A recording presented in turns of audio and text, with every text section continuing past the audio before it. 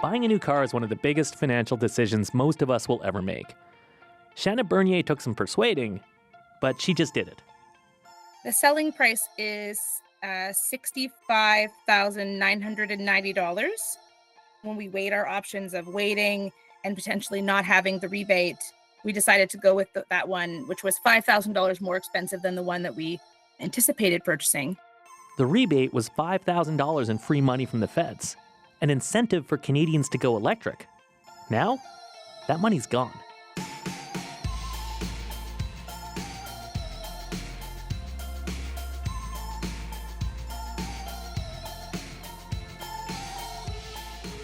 Hi, I'm Paul Havershood. Welcome to The Cost of Living. 1 out of every 6 vehicles sold in Canada is now electric. It's a big jump from a few years ago, and it was helped along by some sweet government incentives. So what could happen to EV sales now that those incentives are drying up?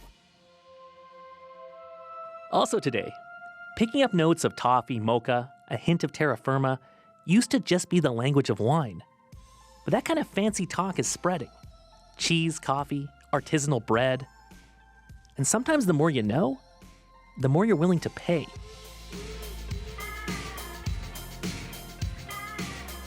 Up first, the question of will he or won't he hit us with tariffs is already getting old. But if they do come, could Canada actually have a trump card?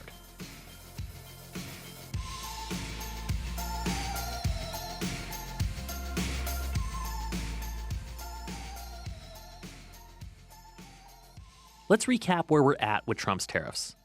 He promised they'd come day one in office. They didn't. Then a White House reporter asked about it, and he said, We're thinking in terms of 25% on Mexico and Canada because they're allowing. Okay, so it's actually yes tariffs? And this will happen when? I think February 1st. I think we'll do it February 1st. So he thinks next Saturday.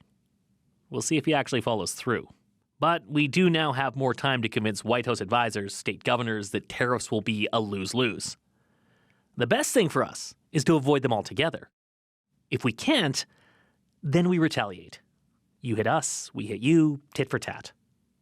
The question is, will our counter tariffs get them to back off? The US is way bigger, so they can shrug off a lot of what we throw at them. But we do have one big arrow in the quiver, if we're willing to use it. Oil. 60% of US oil imports come from us. We sell way more of it to them than we use ourselves, and the US, more than any other country, runs on oil. Oil has the biggest potential for Canada to hurt the US economy. Kent Fellows is an economist at the University of Calgary School of Public Policy. As a countermeasure, he says oil checks all the right boxes. It's hard to find an economic sector that doesn't rely on crude oil to some degree, because if you're shipping an actual good, that's transportation. Transportation means you're using diesel or gasoline. If you're using diesel or gasoline, that's crude oil. And then it affects consumers directly as well. You and I fill up the tanks in our cars, unless you got an EV, and that's crude oil too. Oil is the one thing we have that America really needs. That gives us leverage. Right now, 2 ideas are being floated for how to use that leverage. One is an export tax.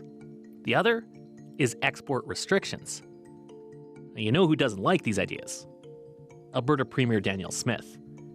She bristles when other provinces talk about using oil to fight a trade war. I would never go out publicly and say we should stop selling car parts as a way of making a point to the Americans and hurt Ontario. And it hurt me that they felt that they could make that same argument, that Alberta should sacrifice our interests. She was the only premier who didn't sign a joint statement backing counter tariffs. Other premiers, even allies like Ontario's Doug Ford, think she needs to get on the home team. When the tariffs come, it's going to affect Albertans. It's going to affect people from BC and Saskatchewan and Manitoba, Ontario, Quebec, all the way down the road. No one's exempt from that. Let's have the tools in our toolbox to react. Kent Fellows thinks oil is our best tool, and Canada can use it to turn the screws in a trade war, while keeping Alberta's premier happy and the oil industry making money. How does he think we can pull off this magic trick? By taking a page from OPEC. All of the other major oil-producing nations have state-owned enterprises that manage their production. So Saudi Arabia does, Russia does, Mexico does, Venezuela does. And most of these are also members of OPEC, which is a cartel that actually gets together and tries to set global production limits on crude oil production. And what those companies are doing is they're maximizing or trying to maximize industry profits rather than maximizing profits for an individual firm. This is something that's actually illegal in Canada because it's really bad for consumers, but it's really good for producers. Yeah, he thinks Canadian oil companies should be allowed to collude. Philosophically, this would mean chucking out the free market playbook. Practically, governments, regulators, oil companies would all have to get on board. But if we want to put every option on the table, you could exempt these firms from the articles of the Canadian Competition Act, which is the piece of law that prevents them from colluding. You could say, if these tariffs go into place, for as long as they're in place, you guys can collude and we won't prosecute you. It's a dangerous game. It's potentially a Pandora's box. Anyone who's a student of competition policy who's listening might be pulling their hair out thinking I'm a heretic, and it is heretical. But I think there's a lot of merit in thinking through what the implications are and what that would actually do. So let's think it through. Trump's tariffs could tank Canadian crude prices. If that happens, it could cause a glut of Canadian oil. U.S. refiners could offer less for our crude. But if Canadian producers teamed up to limit output, that could prop up the price. And what they lost in volume, they'd make up by getting more for each barrel. It's the same idea that holds OPEC together. And if oil companies keep making money, that's good for provincial royalties. The advantage here is it's actually good for a lot of organizations in Canada, right? 2 out of the 3. So it's good for the public purse because you get higher royalties. It's good for the companies because they get higher profits. Yeah, it's bad for consumers, but we probably could compensate them. This strategy could, at the very least, blunt the pain of tariffs for oil-producing provinces and companies. But what if Canada wanted to get even more aggressive? Nearly 1 out of every 4 barrels refined in the U.S. comes from us. That's 4 million barrels a day. Most of that oil goes to refineries in the U.S. Midwest. They supply gasoline to places like Michigan and Wisconsin. If we dial back oil exports, some key political swing states would see pump prices go up. It doesn't take much to change voters' minds. American voters don't like high gasoline prices, and if you're an administration under which gasoline prices go up, that's really bad for you. Of course, we start messing with their oil supply, there will be repercussions. U.S. refiners could start looking for oil in other places. This wouldn't be easy. The refineries are designed for our crude, but they might do it. So if we play keep away with our oil, we risk losing our best customer. We also have pipelines that run from here to the States and then back to Canada. If the U.S. wanted to escalate things, it could, theoretically, stop our oil from flowing back into the country. And there could be other unintended consequences, like what could happen by giving Canadian firms a taste of collusion.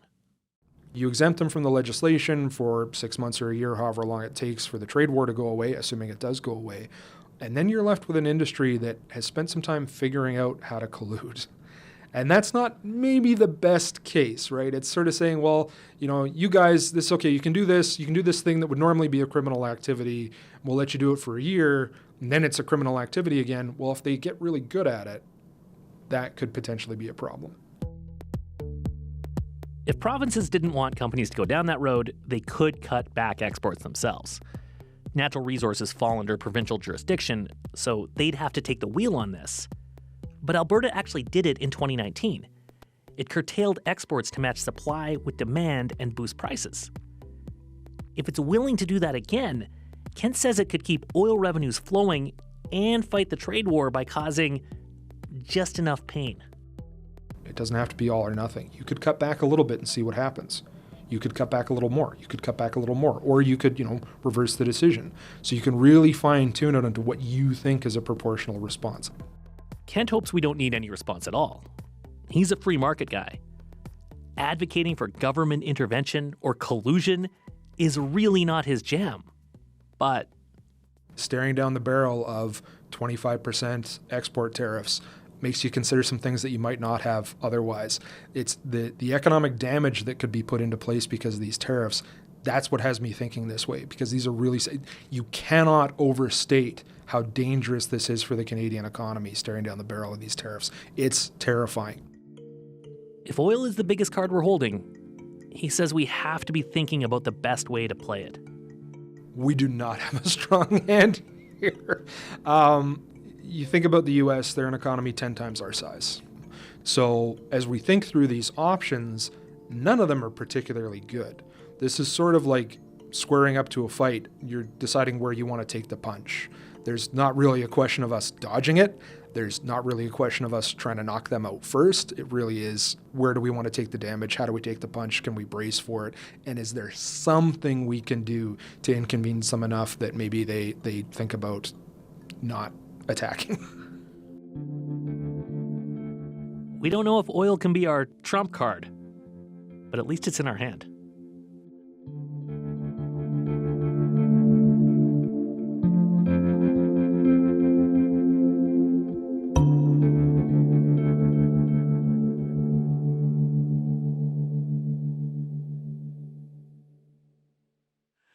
On your radio and by podcast, this is The Cost of Living.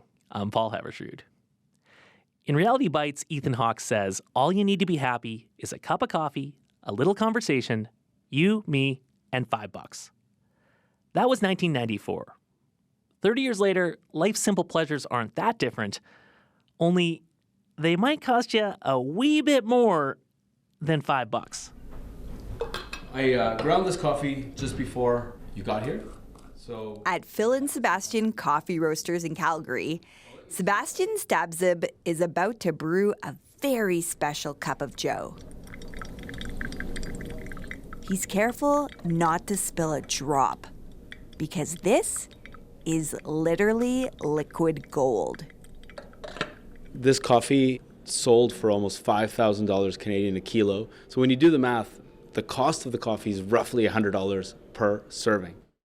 Okay, but why? Is it like one of those coffees like that the cat eats and it poops out? Like, what's the deal?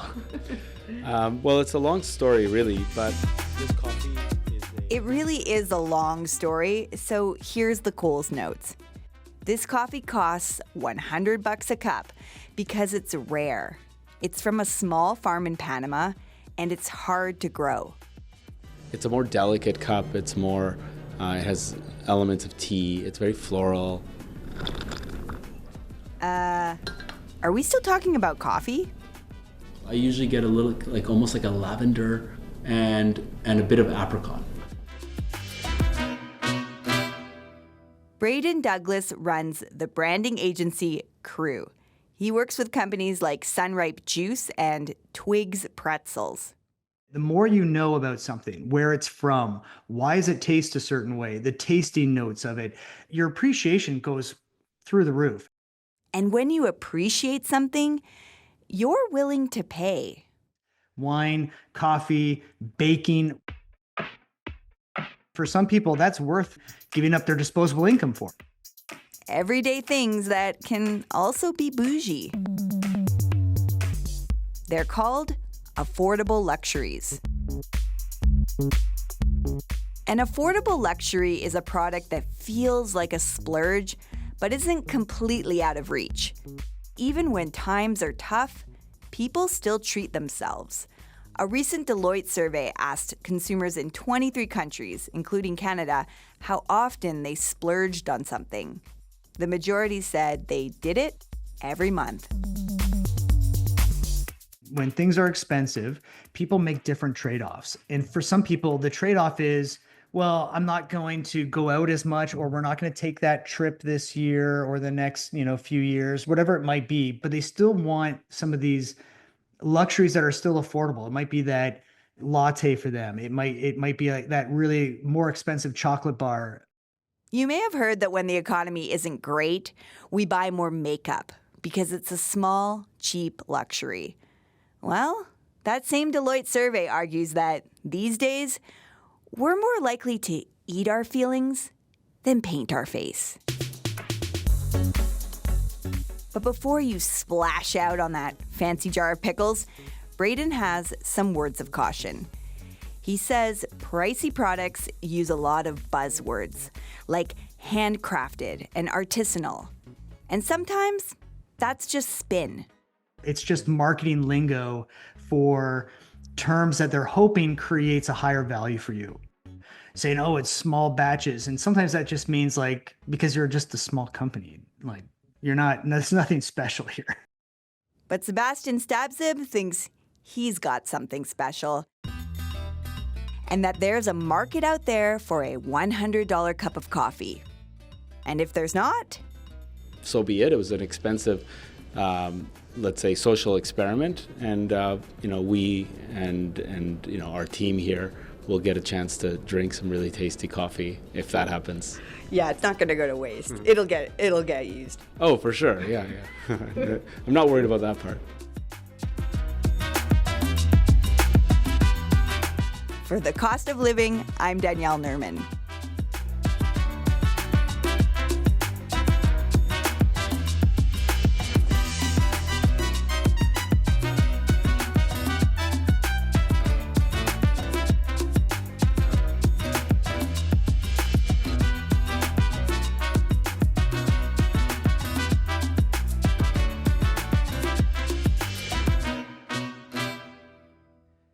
You know how they say strike while the iron is hot?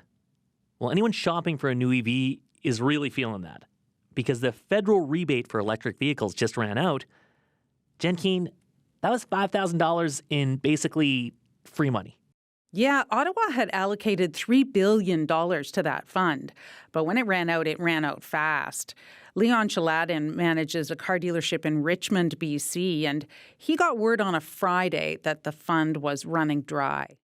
So we sold about 5 electric cars over the weekend, expressed some urgency with the clients. Clients were understanding and did the deals.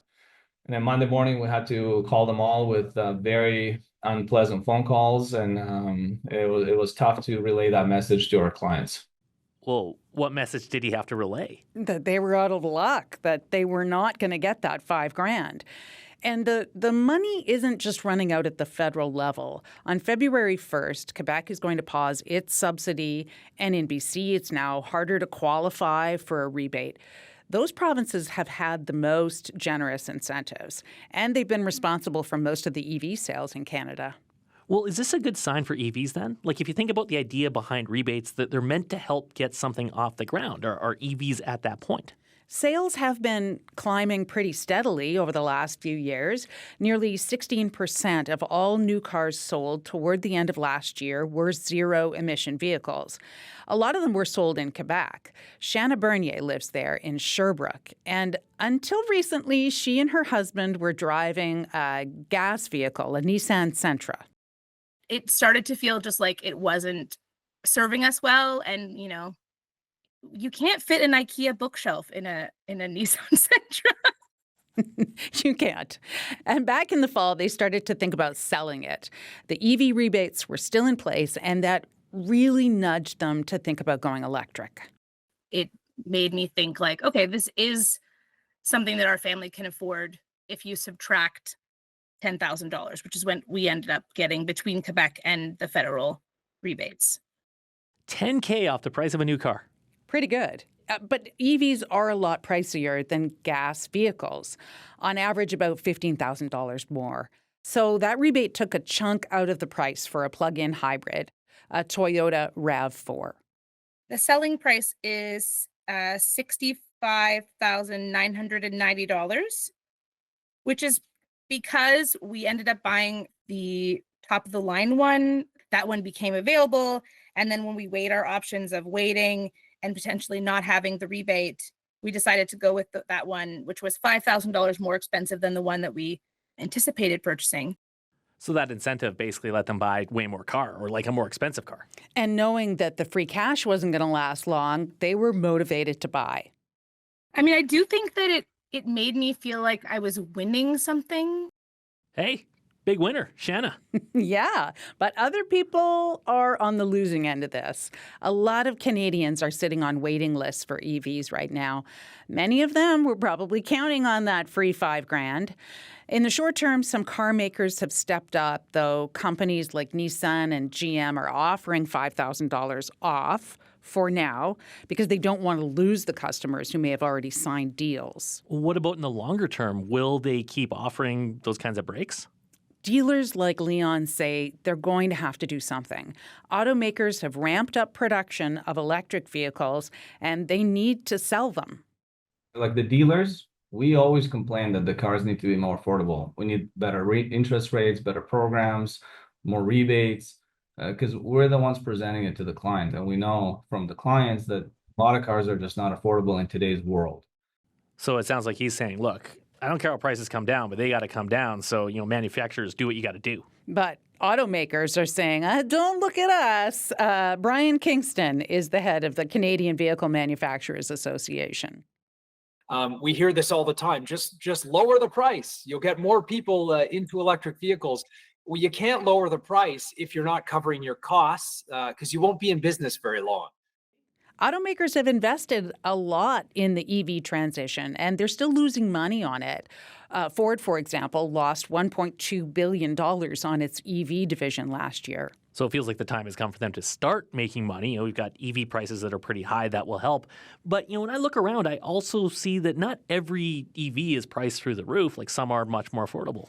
Yeah, it's true. The entry-level prices are starting to come down, but mostly on the smaller models. Like right now, you could buy an electric Fiat for about $40,000. But in this market, here's the challenge. North Americans drive SUVs and pickup trucks, and to electrify a larger vehicle and to give consumers the range that they demand, at least 400 kilometers per charge, and many consumers want more than that, the size of the battery is quite large. That is extremely expensive, and that's what makes it more challenging in that large vehicle segment to get to price parity. So you're probably looking into the early 2030s before we'll hit that point in that segment of the market. Yeah, the holy grail for EV adoption is really price parity. When they are the same price as gas-powered cars, then that is when EVs will be cooking. And that's going to be so much more important for the next generation of buyers. There was a study done last year by AutoTrader, the buy and sell website. It shows that consumer interest in buying EVs is going down. The early adopters, they have theirs. Now we're moving into the mass market. So this is somebody who maybe can't charge their vehicle at home. Maybe they only have one vehicle and this vehicle needs to do everything and they have a limited budget. If you want to get those people into EVs faster, that's where incentives are important. But those incentives, Jen, they're going away. Yeah. So what happens now? That's the $5,000 question, right? We don't know what's going to happen here, but we can look at what's happened in other countries like New Zealand. Riz Akhtar is an EV market analyst. He says that that country had a generous rebate. Then they had an election. The new government said, we don't think that's where we should be putting our money. We would rather invest in charging infrastructure, so no more rebates. So everyone had a mad rush to try and get their electric car by December of 2023, and then sales fell off the cliff. How steep was the cliff? Pretty steep. EV sales dropped from 20% of all new cars sold in New Zealand to about 7%. And then there's Germany. When they cut their subsidy, sales dropped by nearly 30%. Well, none of that really seems to bode too well for Canadian EV sales. And dealerships and automakers are worried about that. The federal EV sales mandate kicks in really soon. By next year, 20% of all new cars sold must be electric. By 2030, it's supposed to be 60%. And you said we're at what, like 16%? Mm-hmm. We got to get to 60 in 5 years. That's a big change. And Brian Kingston with the Vehicle Manufacturers Association thinks the government is asking for too much too fast. If a manufacturer cannot achieve that ratio because the incentives aren't there, the charging's not there, there's no demand in the market for them, the only way to achieve that regulation and to be compliant is to start reducing sales of gas-powered vehicles in Canada. Because you have to balance the equation and meet the government mandated ratio. That means less vehicles for sale in Canada, higher prices. Manufacturers are making this argument now to try to pressure the government to drop the mandate. Well, that's this government, but we saw what happened when New Zealand had an election. We are, of course, on the verge of an election. I mean, what could happen with a change in government? Oh, I mean, a different government could mean different policies. And if you look at what happened south of the border just recently, Donald Trump signed an executive order to end EV mandates in several U.S. states, at the same time also dropping the tax breaks for buying EVs. Okay, then if EV mandates did, let's just say, end here, is the industry now far enough along that it could fly on its own? Everyone says there's no turning back at this point. Automakers have spent billions on developing EVs. There are new models coming on the market all the time. I think the big question is, will buyers rush in without financial incentives?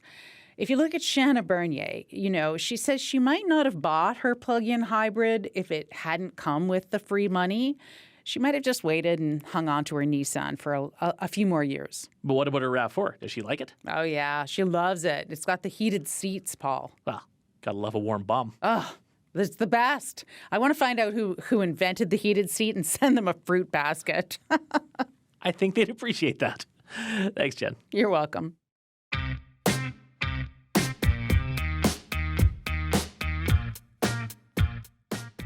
That's all for this week. Before we go, do you know about Mind Your Business? It's a weekly newsletter by the CBC's Peter Armstrong. Every week, he digs into the worlds of economics, business, finance. He'll also drop some pretty solid recommendations for movies and TV. Even the odd book. Pete's a Renaissance guy. To get his newsletter in your inbox every Monday morning, head to cbc.ca/mindyourbusiness. That's cbc.ca/mindyourbusiness to subscribe.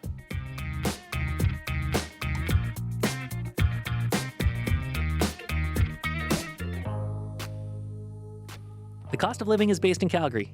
The show was produced this week by Daniel Nerman, Allison Dempster, and Jennifer Keane, with help from Jeff Kynock. I'm Paul Haversrud. Thanks for listening.